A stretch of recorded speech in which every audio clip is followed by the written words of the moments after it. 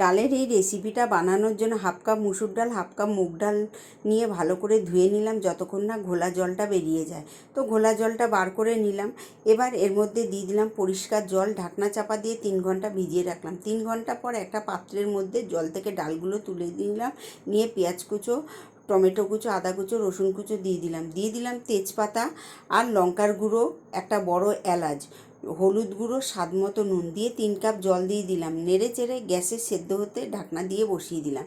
ডাল সেদ্ধ হয়ে গেছে। এবার তেজপাতা, বড় এলাচ এগুলো তুলে নিলাম। নিয়ে দিয়ে দিলাম ভাজা মশলা, গরম মশলা, স্বাদ মতো নুন। আর একটা কড়াতে সাদা তেল, ঘি দিয়ে দিলাম। রসুন কুচো, আদা কুচো আর কাঁচা লঙ্কা কুচো, লঙ্কার গুঁড়ো দিয়ে দিলাম। দিয়ে একটু নেড়ে চেড়ে সেদ্ধ করা ডিম দিয়ে একটু নেড়ে চেড়ে এবার তৈরি করা ডালের মধ্যে দিয়ে ধনেপাতা কুচো দিয়ে দিলাম। নেড়ে চেড়ে তৈরি হয়ে গেল। আর গোলমরিচ গুঁড়ো দিয়ে দিলাম। একটা পাত্রে ঢেলে নিলাম। ডালটা কেমন হলো জানাবে। ভিডিওটা দেখার জন্য ধন্যবাদ।